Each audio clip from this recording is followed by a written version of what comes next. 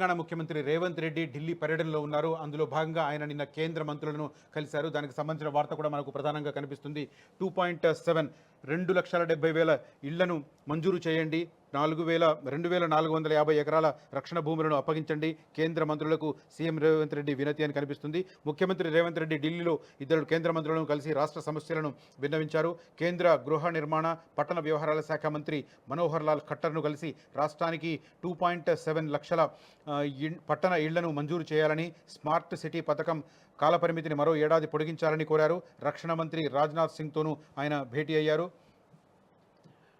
హైదరాబాద్లో రోడ్ల విస్తరణ కోసం రక్షణ శాఖకు చెందిన 2,450 ఎకరాల భూమిని తెలంగాణకు అప్పగించాలని కోరారు. కాంగ్రెస్ ఎంపీల పదవీ ప్రమాణ కార్యక్రమంలో పాల్గొనడానికి ఢిల్లీకి వచ్చిన ఆయన సోమవారం సాయంత్రం ఎంపీలను వెంటబెట్టుకుని ఇద్దరు కేంద్ర మంత్రులతో వేర్వేరుగా భేటీ అయ్యారు. రాష్ట్రంలో మేము నిర్మించ తలపెట్టిన 25 లక్షల ఇళ్లలో 15 లక్షల ఇళ్లు పట్టణాభివృద్ధి సంస్థల పరిధిలోకి వస్తాయి. వాటిని లబ్ధిదారులు చేపట్టే ఇళ్ల విధానంలో నిర్మిస్తాం, బెనిఫిషియల్ లెడ్ కన్స్ట్రక్షన్ విధానంలో నిర్మిస్తాం. అందువల్ల ఆ ఇళ్లను ప్రధానమంత్రి ఆవాస్ యోజన కింద మంజూరు చేయాలి. ఇంటి నిర్మాణ వ్యయం నిధులను పెంచాలి. PMAYU కింద ఇప్పటి వరకు తెలంగాణకు 1,59,372 ఇళ్లు మంజూరు చేసి వాటికి సంబంధించి 2,390 కోట్లు గ్రాంట్గా ప్రకటించారు. వాటిలో ఇప్పటి వరకు 1,600 కోట్లు మాత్రమే విడుదల చేశారు. మిగతా నిధులను కూడా విడుదల చేయాలని ఆయన కోరిన పరిస్థితి. అయితే రక్షణ భూములకు సంబంధించి మాత్రం చాలా కాలంగా కొనసాగుతున్న ఇష్యూ ఇది.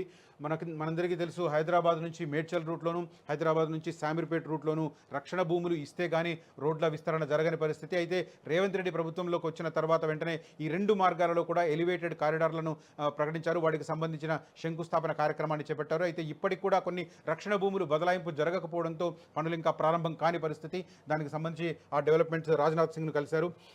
అనేక సమస్యలపై వినతి పత్రం సమర్పించారు. హైదరాబాద్తో పాటు నగరం చుట్టుపక్కల రోడ్ల విస్తరణ, ఫ్లైఓవర్ల నిర్మాణం తదితరాల కోసం రక్షణ శాఖ భూముల అవసరం ఉంది. రావిల్యాలలో తెలంగాణకు చెందిన 2,462 ఎకరాల భూములను ఇమారత్ పరిశోధన కేంద్రం RCI వినియోగించుకుంటుంది. అందుకు ప్రతిఫలంగా 2,450 ఎకరాల రక్షణ భూములను మా రాష్ట్రానికి బదలాయించండి, వరంగల్కు సైనిక పాఠశాలను మంజూరు చేయాలి అని కోరారు అంటూ కనిపిస్తుంది. మనకు రాజ్నాథ్ సింగ్ను కలిసిన సందర్భంగా రేవంత్ రెడ్డి చేసిన విజ్ఞప్తి ఆధారంగా మనకి వార్తను చూడవచ్చు. మరి ఒక రకంగా ఇంట్రెస్టింగే. ఇక్కడ రాజకీయ పరంగా కాంగ్రెస్ బీజేపీ ప్రత్యర్థులన్న విషయం మనందరికీ తెలుసు.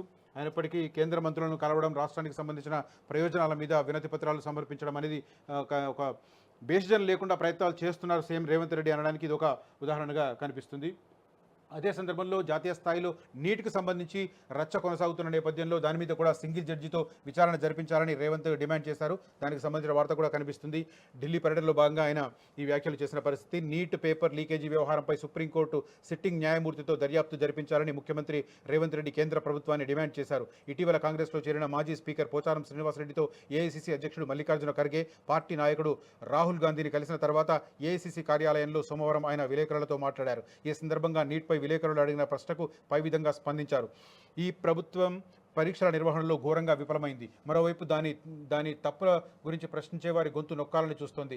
పేపర్ లీక్ ఈ ప్రభుత్వ చేతగానితనం. అందుకే దాన్ని CBIకి అప్పగించి కేసును సమాధి చేయాలని చూస్తోంది. దీనివల్లే మేము సిట్టింగ్ జడ్జితో దర్యాప్తు జరిపించాలని డిమాండ్ చేస్తున్నాం. కేంద్ర ప్రభుత్వం ఎప్పుడు తప్పులు చేసి ఇరుక్కుపోయినా ప్రధానమంత్రి మౌనవ్రతంలోకి వెళ్ళిపోతుంటారు. ఈసారి పేపర్ లీక్ కారణంగా కోట్ల మంది యువత రోడ్లపైకి వచ్చారు. వారికి భరోసా ఇవ్వాల్సిన ప్రధాని మోదీ నోరెత్తడం లేదు. కానీ నీట్ పరీక్ష పగడ్బందీగా నిర్వహించే గ్యారంటీ ఎక్కడికి పోయిందో ఆయన ప్రజలకు సంజాయిషి ఇవ్వాలి అన్న వివరాలు కనిపిస్తున్నాయి. నీటికి సంబంధించిన వ్యవహారం మనందరికీ తెలుసు, జాతీయ స్థాయిలో రచ్చ కొనసాగుతున్న సంగతి.